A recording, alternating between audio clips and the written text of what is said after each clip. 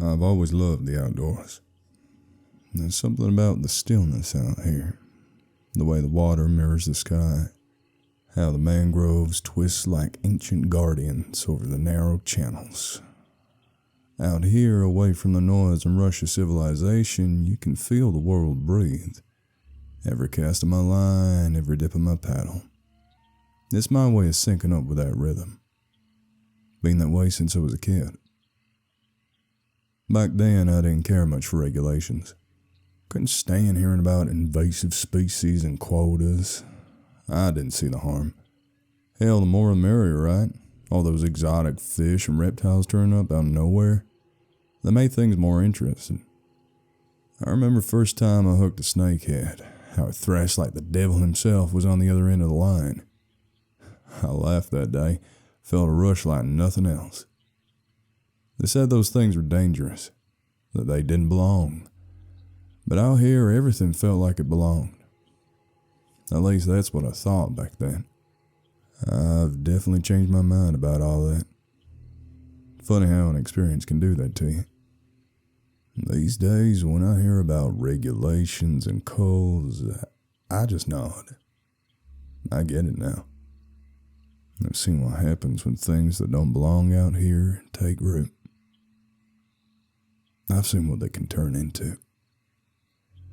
I used to think the Everglades were timeless, unchanging, but they ain't. Not anymore. Not since that day. I'll tell you about it, but you gotta promise me something first. If you're ever out there, in the backwaters where the sun struggles to reach, and the mangroves close in tight, if you hear something rumbling just beneath the surface, something big, way too big, don't go looking. Don't be curious. Just paddle away slowly. Because some things out here, they ain't natural. Not anymore. My buddy Keith and I have been planning the trip for weeks. We checked the weather rigorously, crossed days off of our calendars, and even bailed on poker night just to make sure nothing would screw it up. It was supposed to be perfect, and it was. Not a cloud in the sky. Sun warm enough to feel like a blessing, but not enough to cook us alive. We had the kayak strapped tight to the back of my pickup, rods and tackle boxes piled up beside them, and a cooler full of beer nestled underneath some old towels to keep them cool. We're halfway down that long stretch of highway cutting through the glades, radio crackling out some old country tune, when Keith turned to me with that stupid grin of his. "You heard about those herpes monkeys?" I almost spat out my coffee. "The hell are you talking about?" He leaned back, putting his feet up on the dashboard like he owned the damn truck. "They got these monkeys running loose down here. Real nasty suckers. Some tourist attraction brought them in years back, but they busted out. Now they're all over, carrying herpes or some crap." I gave him a sideways glance, trying to figure out if he was pulling my leg. But he looked dead serious, his sunburned nose wrinkling up as he laughed. "You're full of it," I muttered, but he just shook his head. "No, man, swear to God, look it up. They'll bite your face off and give you herpes. Can you imagine explaining that to your old lady?" Putting on his best tough guy voice. "Well, honey, it was no barmaid. It was a monkey. Honest." I laughed, the truck swerving a little as I wiped a tear from my eye. "You're an idiot." But then Keith leaned in, his voice dropping. "All right, serious question. Would you rather get bit by one of those herpes monkeys or a gator?" I took a moment to consider. "Gator. No contest." He looked at me like I was nuts. "You'd rather get your leg chomped off than catch monkey herpes? A gator's just doing what it does. Ain't personal. But a herpes monkey? That's just wrong." We both busted up laughing. The kind of deep belly laughs that hurt your ribs and leave you gasping for air. Keith slapped the dashboard, and for a second, everything was perfect. Just two buddies, the open road, and the promise of a good day out in nature's bosom. We had no idea what was waiting for us out there. If we did, we would have turned that truck around and never looked back. Keith kept the questions coming as the miles passed, each one more ridiculous than the last. "All right, last one," he said, wiping the tears from his eyes.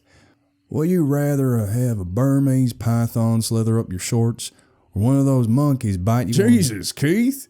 I shouted, barely able to keep the truck straight through my laughter. "You got some sick ideas, man. Remind me why I hang out with you."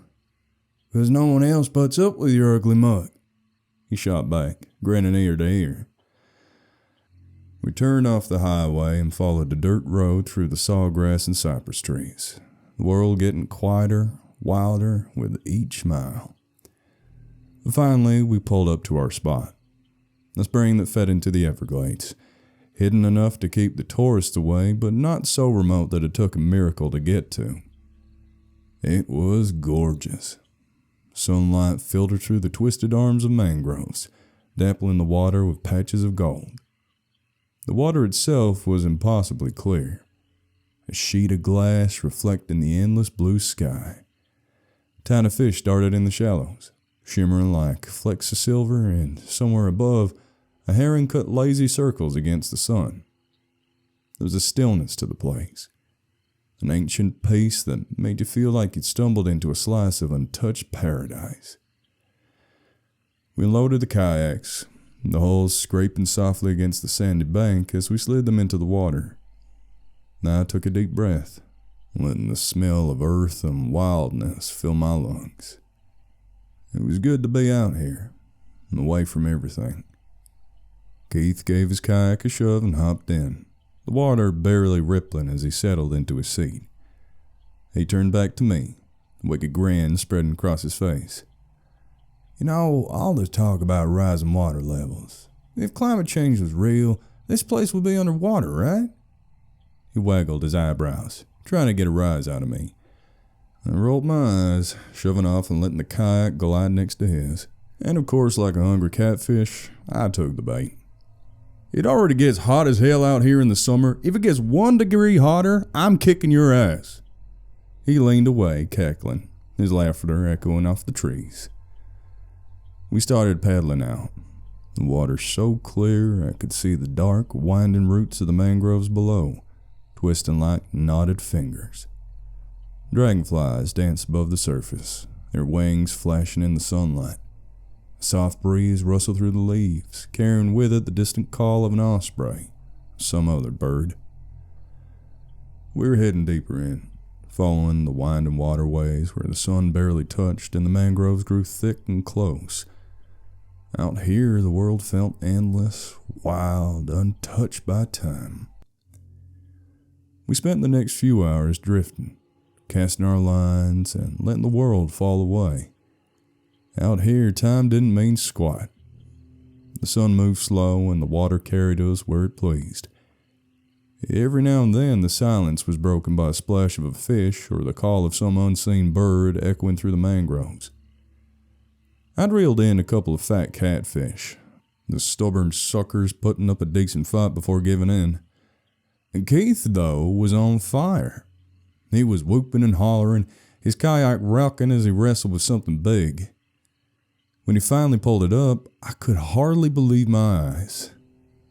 A young arapaima, its scales shimmering deep red and gold in the sunlight. Thing was a beaut. "Would you look at that?" Keith crowed, holding up the thing like it was a trophy. "You ever seen one out here before?" I shook my head, too stunned to say much. "No way, not out here." He grinned, teeth flashing. "Guess they're spreading faster than we thought. Damn good fight, too. You jealous?" I rolled my eyes. "Of course you catch the freak fish. Probably rigged your bait with gold dust or something." "Or maybe," he shot back, "I'm just better than you." We went back and forth like that for a while, our kayaks bobbing in the gentle current, laughter mixing with the soft rustle of the leaves. Keith kept the arapaima dangling off the side of his kayak, its gills flailing slowly as it recovered from the fight. He said he wanted to get a picture before he let it go. And that was when I saw it. A dark shape, long and thick, gliding through the water about 30 yards out. Its head broke the surface, 2 eyes like polished stone staring right at us. Big gator, at least 12 feet, moving lazy and slow. It watched us for a moment, then sank back down, a trail of ripples, the only sign it was there. I grinned, turning to Keith. Hey, hotshot, why don't you wiggle your fingers and see if he'll come over? We can give it that ugly fish of yours as a present. Keith's face lit up with that wild, reckless gleam I knew too well. You serious? Hell yeah. What? You scared? He flipped me off, then leaned over the side, waving his fingers just above the surface, calling out in a high-pitched mocking voice, Here, gator, gator, gator, gator. We both busted up laughing, sound carrying over the water. The gator didn't take the bait though, just kept on drifting, moving slow and steady, vanishing around the bend in the mangroves. Keith sat back, wiping a tear from his eye. See, even the gators know you're full of crap. I shook my head, chuckling. Or they just don't like herpes. Keith snorted and gave me a finger again, before finally unhooking the arapaima and holding it up, the fish glinting in the sun. Think he'll come if I throw it? I shrugged. Only one way to find out. He hesitated, his eyes lingering on the bend where the gator disappeared. For a second, I thought he'd chicken out. But then his jaw tightened, and with a grunt, he hurled the fish through the air. It hit the water with a splash, its body flailing for a moment before it tried to swim off. But it didn't get far. The water surged, a powerful wave rolling toward the struggling fish. Then, with a burst of speed that didn't seem natural for something so big, the gator lunged. Its jaws snapped shut around the arapaima. It sounded like a gunshot echoing through the water. Holy hell! Keith shouted, nearly tipping out of his kayak as he jerked back in surprise. Again, I couldn't help but laugh. My heart pounded against my chest. You wanted to see it up close, didn't you? The gator barely made a ripple as it glided away, the fish thrashing once more before going limp in its jaws. It was huge, every bit of 12 feet, maybe more.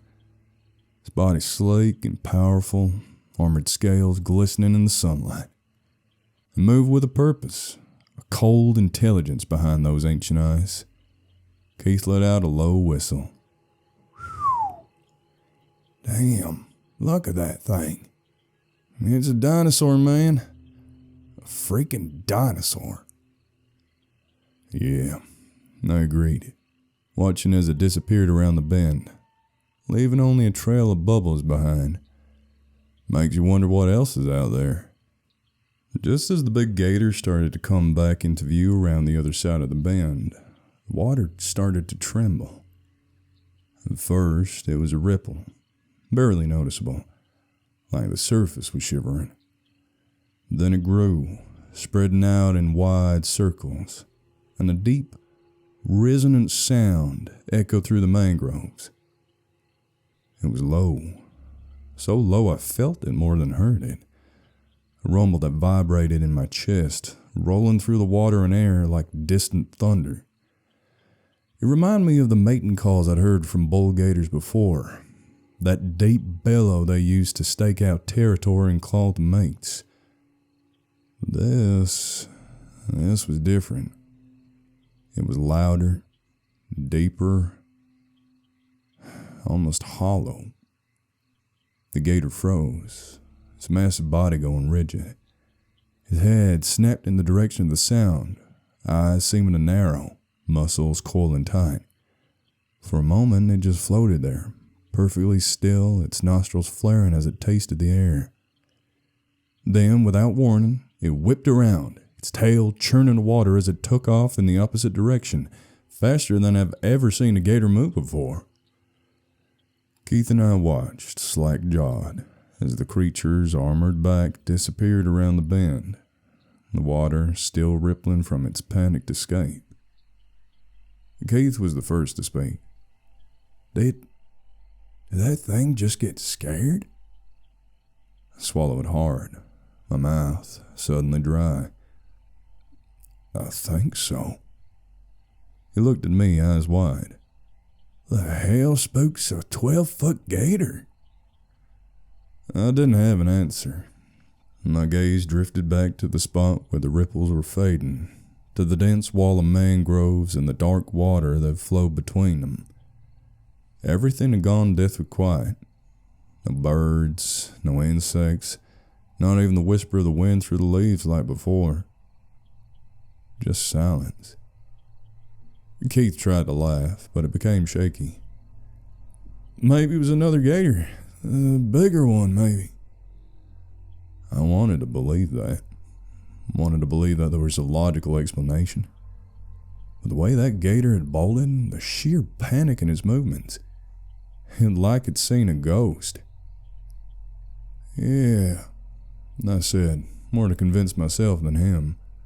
Must have been a bigger one. Or maybe it's mating season, he didn't want to fight. Keith nodded, but his eyes didn't leave the water. Yeah, that makes sense. He let out a breath, his shoulders relaxing a little. Probably just a big bull. I mean, we've seen some monsters out here before, right? Right. I forced a grin. Big, ugly bastards. Mean as hell, too. Keith chuckled, the sound too loud and too forced. Yeah, maybe if we're lucky we'll catch a glimpse of it. Get a real story to tell.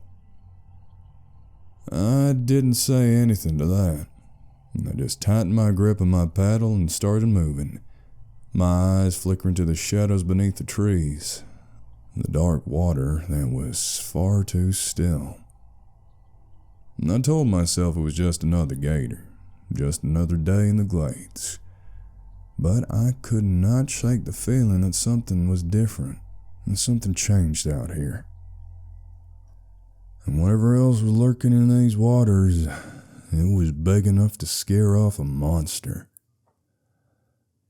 After a while, the tension eased. That strange ripple and the fleeing gator just became another weird story to laugh about later. We drifted along in the slow current, letting the sun soak into our skin, the gentle rocking of our kayaks almost lulling me to sleep. Keith cracked open a cold one, the can hissing as the carbon escaped. He took a long gulp, letting out a satisfied "ah" before handing me one from the cooler. Figure we earned it after all that excitement, he said with a grin. Damn right, I agreed, popping the tab and taking a swig. The beer was ice cold, the perfect antidote to a humid heat. We floated there for a while, just sipping our drinks and soaking in the stillness, the world around us buzzing with the lazy hum of cicadas. Keith leaned back, one arm behind his head, the other holding his can loosely. Man, I needed this. Between work and the kids, I've been feeling like I'm running on empty. I glanced over, watching as he stared up at the sky, the distant look in his eyes. That bad, huh? He shrugged. Nah, not bad. Just busy. Alyssa's got that cheer competition coming up, so she's all over the place. And Mason's playing football now. Seems like every other night there's a practice or a game or something. He shook his head, smiling. Kid's a bruiser. Tougher than I ever was. I chuckled. That ain't hard. Bite me, he shot back, laughing as he took another sip. Nah, but really, they're good kids. Just keeps me on my toes. Becky's being stressed too. Thinks we're spoiling them. But hell, they're only young once, right? Right, I agreed, letting my kayak drift closer to his. Better to spoil him whilst they're little. World would toughen him up soon enough. Keith nodded, his face softening. Yeah, I just hope I'm doing right. Feels like I'm faking it half the time. Ain't we all? I said, surprising even myself with the honesty. Hell, I look at my brother raising 3 kids on his own, and I got no clue how he does it. Makes me feel like I'm barely keeping my own life together, and I don't even got kids. Keith looked over at me, his eyes searching. You ever think about having kids? I took a long drink, letting the cold beer wash down the knot in my throat. Yeah, sometimes. But I don't know. Can't even hold down a relationship long enough to get to that point. Besides, ain't no rush. Keith smirked, raising his can. Yeah, well, don't wait too long, old man. Clock's ticking. I flipped him off, and again we both laughed. The sound echoing across the water. For a little while, everything felt normal. Just 2 buddies floating through the glades, trading jabs and talking about life. We let the sun drift overhead, the sky turning that deep shade of blue that only comes in the height of afternoon. I closed my eyes, letting the warmth soak into me, the beer buzzing pleasantly in my veins. I could have stayed like that forever, just drifting, floating, letting the world pass by.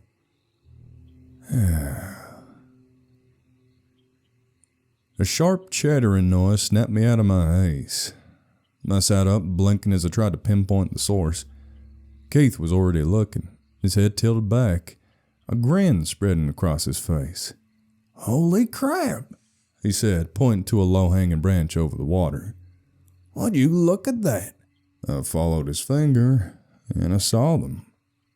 Monkeys, at least half a dozen, hopping around in the branches, their long tails curling and uncurling as they chattered and played. I'd heard about the herpes monkeys that escaped out here, but I'd never actually seen them before. No way, I said, already reaching for my phone. You believe this? They're real. Keith was grinning like a kid on Christmas. Told you, man. Thought they were just an urban legend, huh? He swiped his phone open, aiming the camera up at the tree. This is wild. Wait till I show the kids. They'll flip. The monkeys were fascinating to watch. Their little faces expressive, so human. A couple of the smaller ones were wrestling on a branch, tumbling over each other, while the bigger one sat on the edge, calmly picking at something stuck in his fur. Keith nudged me, his eyes gleaming with mischief. Hey, I dare you to give that one up there a smooch. I snorted, shaking my head. Oh, hell no, I don't need no monkey herpes. Besides, you're the one talking about getting close to nature. Pucker up, big boy. Yeah, right. I beg you'd ever let me back in the house after that. I was still laughing, my phone held up to get a video, when the water exploded. I didn't see it coming. 1 second, those macaques were swinging and playing. The next, there was a massive shape hurtling out of the water, its body arcing in an impossible leap, propelled by a tail as thick around as a telephone pole. It was huge, bigger than any gator I'd ever seen. No, that was not a gator, a crocodile. Its mouth gaped open, rows of jagged teeth glinting like broken glass as it launched itself at the branch. The whole family of monkeys barely had time to scream before they were swallowed up, the branch cracking with a sickening snap as the croc's jaws closed around it. Leaves and fur exploded into the air, and then the monster fell back, crashing into the water with a roar that sent a tidal wave rolling right at us. Shit! I shouted, but there's no time to react. The wave hit, flipping my kayak and tossing me into the water like a rag doll. Cold, murky darkness swallowed me, my limbs flailing as I struggled to figure out which way was up. I burst through the surface, gasping for air, my heart thundering in my chest. My kayak was upside down, the cooler bobbling nearby, cans of beer spilling out and floating away. I whipped my head around, searching. Keith? He wasn't in his kayak. It was empty, drifting in slow circles. Then I saw him, splashing wildly, his eyes with panic. Keith! I started paddling towards him, but the water was churning, swirling from the massive splash. Hold on, man! Keith was flailing, his arms slapping the surface, his mouth gulping for air as he sank, and then bobbed back up, his face twisted in terror. It's in the water! He screamed, his voice breaking. Oh God, it's in the water! I felt a cold shiver run down my spine, my eyes darting around us, searching for any sign of movement beneath the surface. But the water was dark, murky, rippling and swirling with the aftershock of that thing's massive body. What the hell was that? I stammered, my voice shaking. Keith was hyperventilating, his arms flailing as he tried to keep himself afloat. It just took him, he gasped. The whole damn branch, it just took him all. I paddled closer, grabbing his arm to steady him. Calm down, man. We gotta get out of the water. I turned, scanning for the shore, my heart hammering so hard it felt like it would burst. We gotta... The water rippled, a long, dark shape sliding just beneath the surface, circling. My breath caught in my throat. Keith saw it too, his eyes going wide, his body rigid. Oh God, oh God. Somehow, by sheer adrenaline or blind luck, I managed to get Keith and I back on his kayak. He was shaking so hard the whole thing wobbled beneath him, but he clung to the sides, his knuckles white, his breathing ragged and shallow. I stayed close, one hand on his shoulder, the other gripping my paddle so tight my fingers ached. Neither of us said anything as we started moving, the strokes slow and clumsy at first. I kept glancing over my shoulder, half expecting to see that monster charging at us, jaws wide, teeth gleaming. But the water was calm now, the only ripples coming from our paddle. We navigated through the widened canals, mangroves crowding in and close, their twisted roots reaching out like skeletal fingers. And the air was heavy and humid, the buzz of insects echoing off the still water. My skin prickled every time a shadow looking like a snout, every ripple like a tail.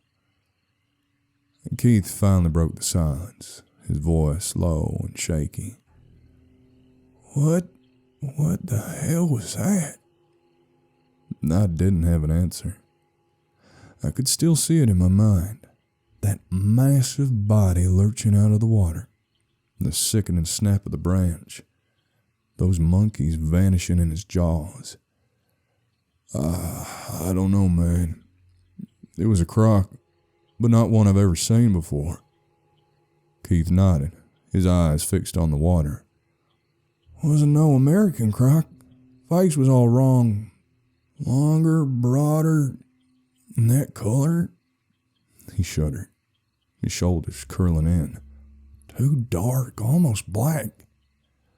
I swallowed, my throat dry. He was right. American crocs are lighter, almost olive or tan. But this thing, it was a shadow. A living nightmare. And that size. Keith let out a bitter laugh. Yep. Ain't no croc in Florida that gets that big. Hell, I don't think there's one anywhere that big. I thought about that.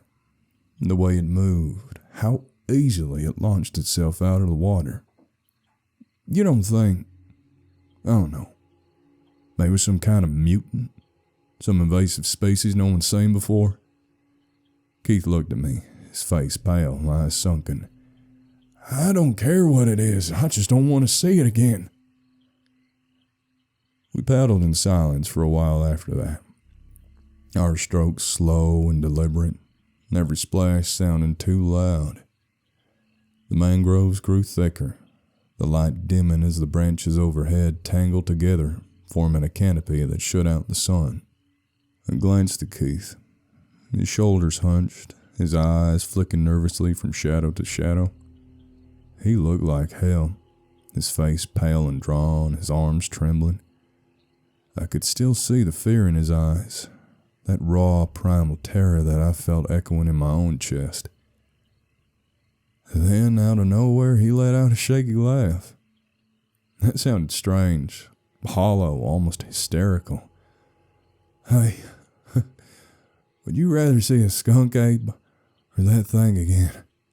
It was so unexpected, so stupid. I couldn't help but laugh too. The sound burst out of me, sharp and ugly, my body shaking with it.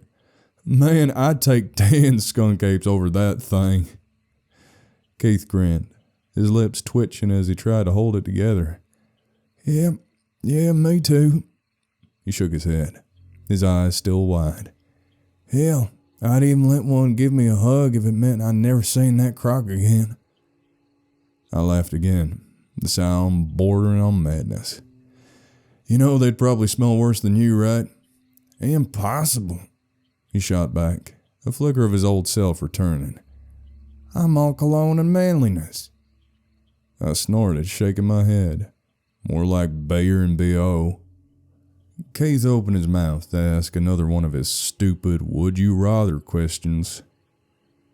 The kind that was meant to break the tension. To get us to laugh.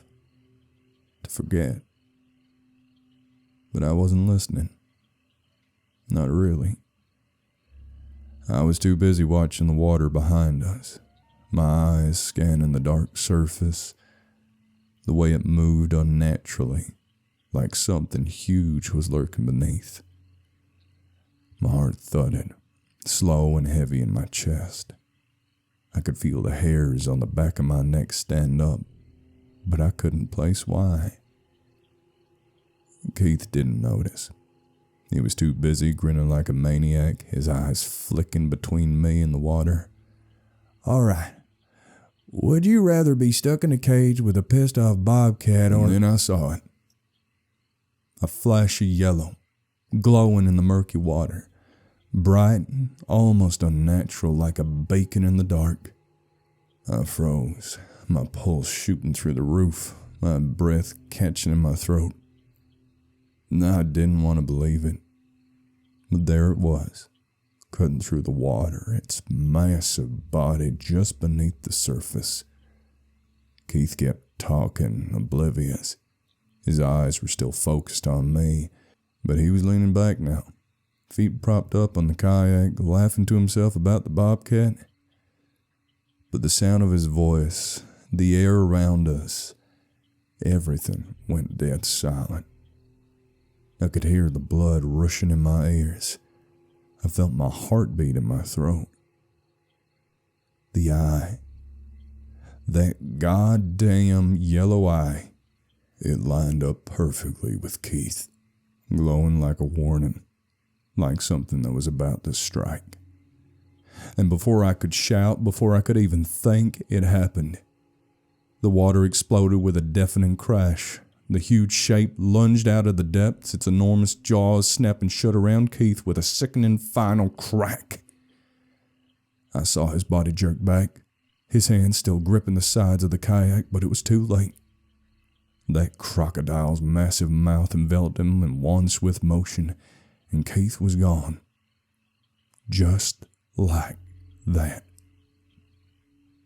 And the splash was so powerful it knocked me back, the force throwing me off balance, my kayak tipping dangerously.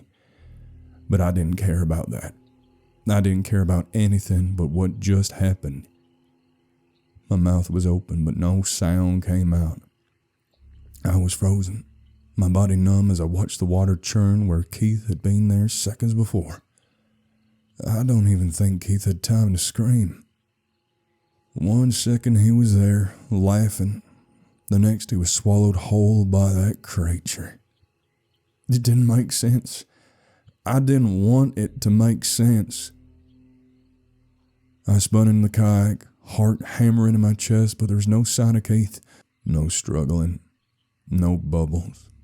Just the ripples spreading out from where he'd been taken. And the faintest hint of a shadow moving beneath the water. I could barely breathe. I wanted to scream, to shout, to paddle in the direction where I'd seen him pulled under, but my body wouldn't respond. My arms were shaking too damn hard to move, my mind too tangled in disbelief. But then, the most horrifying thing of all happened. That yellow eye appeared again, rising from the depths, so close I could touch it. It glared at me, cold and empty, the size of a basketball, glinting with an eerie intelligence. It moved slowly, methodically, like it knew exactly what it was doing. I didn't know how to react. My limbs felt like lead, but my body screamed for me to paddle to get the hell out of there. The water rippled around the creature, its massive head slowly rising out of the depths, as if savoring the moment. And then, without warning, it sank back into the water, disappearing into the murky depths below. I didn't want to see if it would come back up. I didn't care. I didn't know what to do anymore. I just started paddling, as hard and fast as I could. I don't know how I made it back to shore.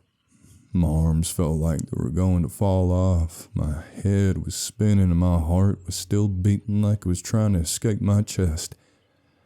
The whole time, I kept looking over my shoulder, half expecting to see that yellow eye gliding just beneath the surface, following me, waiting for the right moment.